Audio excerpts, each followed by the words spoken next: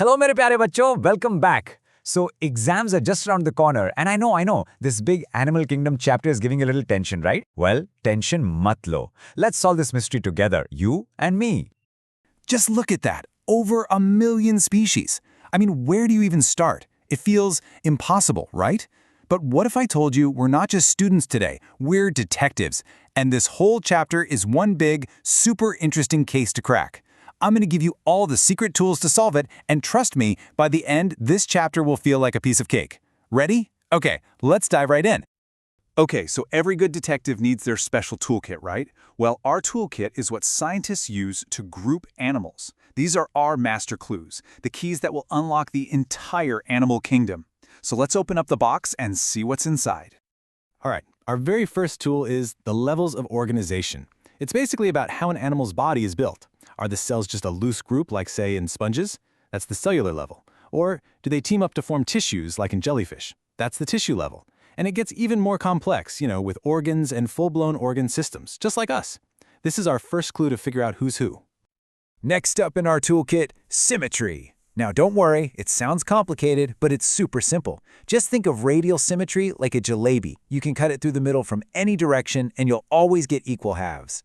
But bilateral symmetry, that's like a samosa. There's only one way, just one, to cut it and get two perfect mirror halves. Easy peasy, right? And this diagram from your book shows it perfectly. Just look at the hydra on the left. See those different lines passing through the center? Each one divides it into equal halves. That's your radial symmetry. Now look at the crab on the right. See, there's only one single line that can split it into a perfect left and right side. That's bilateral. Hey, this diagram is a favorite for exams, so make sure you understand it well. All right, our third tool is called the coelom. It's just a fancy word for the body cavity. The easiest way to think about it is this. Imagine the coelom is the space between your body and a loose-fitting curta. Some animals have this space, we call them coelomates, but others, the acoelomates, it's like they're wearing a skin-tight t-shirt with absolutely no space at all. And this diagram here shows you the three main types. Look at diagram A, the columate. See that blue space? That's the coelom, and it's properly lined on all sides. Now in B, the pseudocolumate, there's a space, yeah, but it's not fully lined. The lining is kind of patchy. And then you have C, the acolumate. Just no cavity at all. This difference is really important, so pay attention here. And here it is, our master evidence board. This chart, straight from your textbook, puts all our detective tools together, the organization, the symmetry, the coelom, to map out the entire animal kingdom.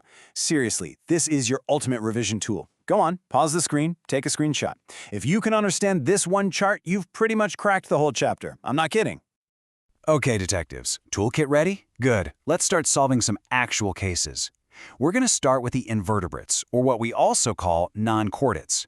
Basically, these are all the animals that don't have a backbone. First case file, Phylum Porifera, the sponges. These are super simple. Just remember two things: cellular level of organization and that special water canal system. That's it. Next case, Phylum Coelenterata. Think jellyfish. They've leveled up to the tissue level, and their secret weapon? Those stinging cells called kinetoblasts. Don't forget that name. Okay, let's keep going. On the left, we have Phylum Platyhelminthes, the flatworms.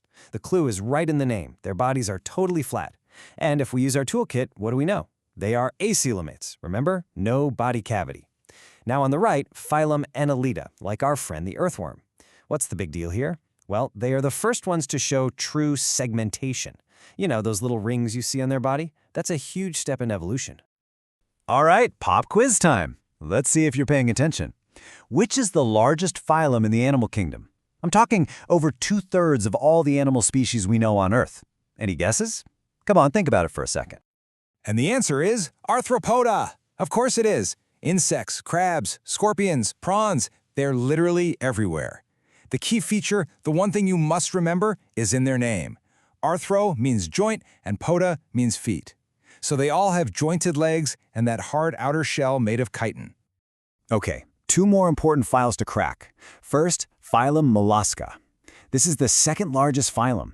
Think of snails and that octopus. They have a soft body, which is usually protected by a hard, chalky shell. And then we have phylum Echinodermata, the spiny-skinned animals like the starfish. Their killer feature? that totally unique water vascular system. This one comes up in exams all the time, so remember it. All right, now for the master key, the one big clue that splits the entire animal kingdom right down the middle. It's all about one single structure, the notochord. It's a flexible rod-like thing. Animals that have it are called chordates. The ones that don't, non-chordates. It's really that simple. Listen up, everyone. This slide right here, this is a PACA 5-mark question. I'm serious. Take a screenshot if you need to. It lays out all the key differences between chordates and non-chordates.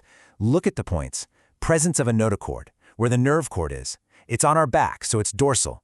And where the heart is, it's in the front, so ventral. Do not miss this one. This line, it's a classic question that confuses so many students. All vertebrates are chordates, but all chordates are not vertebrates. Let's break it down. It's easy. Chordata is the big group, the main phylum. If you have a notochord at some point in your life, you're in. Now, Vertebrata is a subgroup inside Chordata. In vertebrates, that notochord gets replaced by a proper backbone. So if you have a backbone, you're a vertebrate, which of course means you're also a chordate.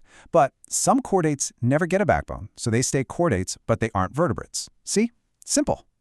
So now that we've crossed that great notochord divide, let's go on a quick tour and meet the members of the vertebrate gang. This is the part we're all pretty familiar with. First up, we have class Pisces, the fishes. Pretty straightforward, right? They live in water, they breathe using gills, and they have fins to swim. Next, we have class Amphibia, like our friend the frog here. The name means dual life, because they can live both on land and in water. And a super cool fact, they can actually breathe through their moist skin. Then we have the reptiles, class Reptilia. Think of snakes, lizards, crocodiles. They're known for their crawling or creeping movement and that dry, scaly skin. A fun fact for you, reptiles, like turtles, were walking around with the dinosaurs. Right after them, we have class Aves, the birds. So what makes a bird? Feathers, and for most of them, the ability to fly. They're also warm-blooded, which is a big change from the groups we just saw. And finally, we arrive at our own class, Mammalia. That's us. We live practically everywhere, from the icy poles to the hottest deserts. So what makes us so special? What are our most unique, defining features? Just two things, really. We have hair or fur on our skin, and we have mammary glands to feed milk to our babies. Phew. Okay, that was a super quick tour, I know. But you guys have been amazing detectives so far. So, how about we see how ready you are for the real exam? Let's do a quick fire question, straight from your textbook exercises. Ready? Okay, here it is. The water vascular system is the characteristic of which group? Is it A, Porifera, B, Ctenophora, C, Echinodermata, or D, Chordata? I definitely mentioned this one earlier. I'll give you a second to think about it. Come on, you know this.